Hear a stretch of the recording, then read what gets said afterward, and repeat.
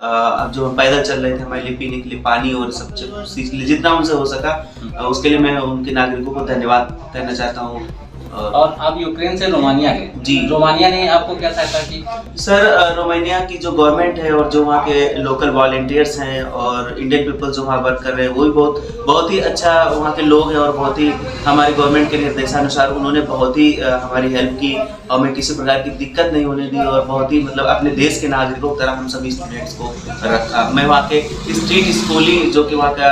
Camp था हम लोगों के लिए स्टूडेंट्स के लिए वहाँ पे मैं 4 दिन रुका उस कैंप में। तो भारत सरकार की सहायता से आप घर आए, सरकार के लिए आप क्या कहना चाहते हैं? सरकार के लिए सबसे पहले जो मैं माननीय प्रधानमंत्री जी को धन्यवाद कहना चाहता हूँ और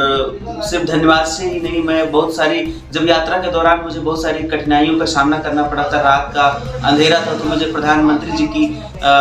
बहुत सारी बातें याद आ रही थी जो बहुत सारे अपने कार्यक्रमों में मन की बात से लेकर और भी बहुत सारे कार्यक्रमों में हम स्टूडेंट्स युवाओं के लिए मोटिवेशन के लिए जो कहते रहते थे कि विपरीत परिस्थितियों में भी हमें धैर्य बनाकर रहना है। जब लाइट कटी जो हम सब बहुत सारे स्टूडेंट डर गए तो हमें प्रधानमंत्री जी की बहुत सारी बातें याद आ रही थी जो हमें अंदर से उस रात में उस एकदम अंधेरे में जो हम सब लोगों को ये मोटिवेट कर रही थी, वो एक मान लीजिए हम लोग की एक किरण के रूप में थी जो हमें होप दे रही थी कि हमें अपने आप को बिना किसी मतलब परेशानी के हमें पैनिक हुए बिना हमें सिचुएशन को हमें हैंडल करना है, क्योंकि अब हम खुद को इस सिचुएशन में हम अकेले सभी फंसे हुए तो हमें इस परेशानी को हमें हैंडल करना है। तो प्रधानमंत्री जी की ये सब बातें थी जो प्रेरणादायक हो रही थी। उस समय हमें बार बार वही सब बातें याद हो रही थी कि हमें धैर्य नहीं खोना है और हमें इंतजार करना है कि हर काली रात के बाद सुबेरा भी होता है। इन सब बातों से लेकर हम लोग अपने आप को सेल्फ मोटिवेट हो रहे थे और इन्हीं सब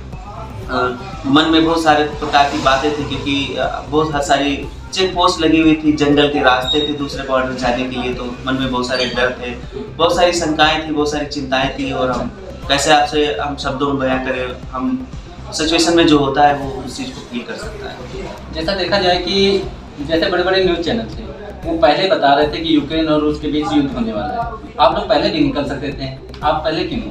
सर बिल्कुल सही कह रहे थे आप। न्यूज़ चैनल्स तो आपके जो कह रहे थे कि हाँ बहुत सारे न्यूज़ चैनल थे वो जो बोल रहे थे कि युद्ध होने वाला था, हम पहले भी निकल सकते थे। सर जो भारत का राजदूतावास जो कीव में स्थित है उन्होंने एडवाइजरी जारी की, लेकिन एडवाइजरी में सर उन्होंने ये नहीं लिखा कि आप लोग को जाना ही जाना, युद्ध की कंडीशन है आप लोग, उन्होंने लिखा कि